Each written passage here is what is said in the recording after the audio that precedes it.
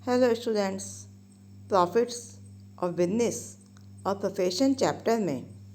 अभी हम पढ़ रहे हैं टॉपिक एक्सपेंसेज एक्सप्रेसली अलाउड, स्पष्टतया स्वीकृत व्यय। इसी में आज का पॉइंट है हमारा एकस्व अधिकारों पेटेंट राइट्स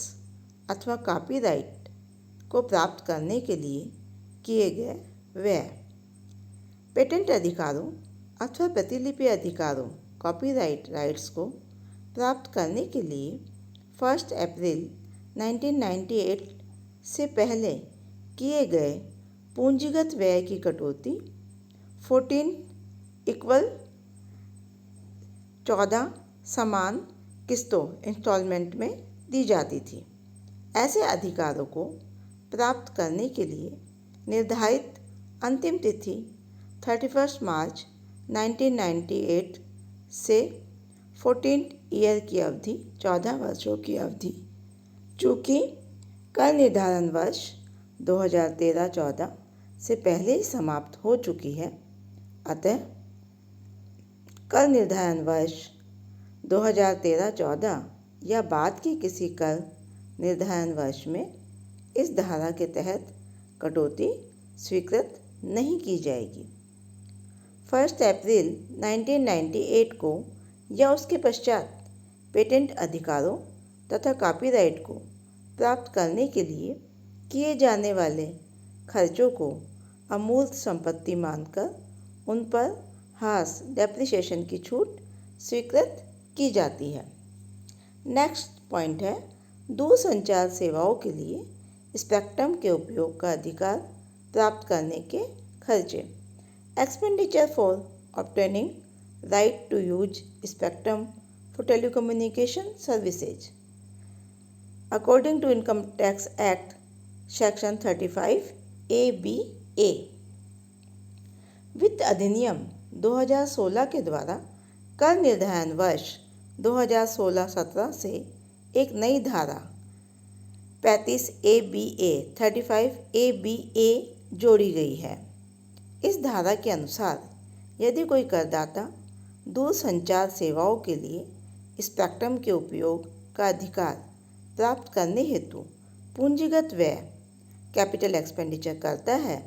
तो ऐसा पूंजीगत व्यय इसके भुगतान के गत वर्ष को सम्मिलित करते हुए स्पेक्ट्रम के उपयोग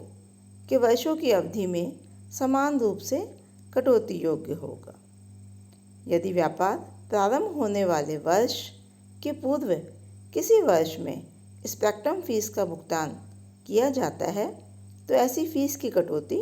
व्यापार प्रारंभ होने वाले गत वर्ष से ही दी जाएगी। नेक्स्ट पॉइंट दूरसंचार सेवाओं के संचालन का लाइसेंस प्राप्त करने के व्यय। Expenditure for obtaining licence to operate telecommunication services. Section 35 ABB। First situation, यदि कोई करदाता दूरसंचार सेवाओं के संचालन का लाइसेंस प्राप्त करने के लिए पूंजीगत व्यय करता है, तो ऐसा पूंजीगत व्यय कैपिटल एक्सपेंडिचर इसके भुगतान के गत वर्ष को सम्मिलित करते हुए लाइसेंस की अवधि के वर्षों में समान रूप से कटौती योग्य होगा।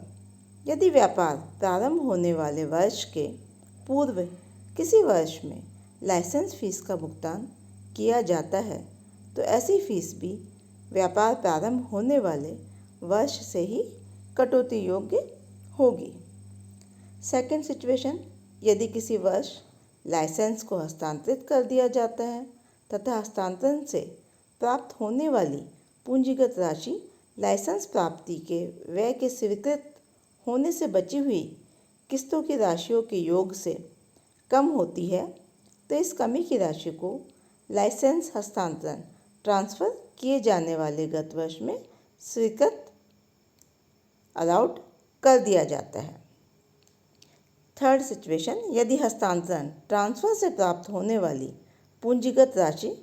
कैपिटल अमाउंट लाइसेंस प्राप्ति के खर्चे के स्वीकृत होने से बची हुई किस्तों की राशियों के योग से अधिक है,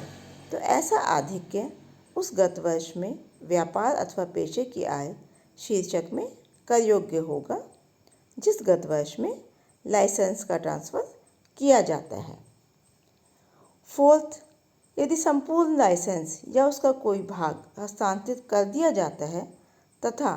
ट्रांसफ़र से प्राप्त होने वाली पूंजीगत राशि लाइसेंस प्राप्ति के खर्चे की स्वीकृत होने से बची हुई किस्तों की राशियों से कम नहीं है तो उस गत वर्ष में अथवा अगले गत वर्षों में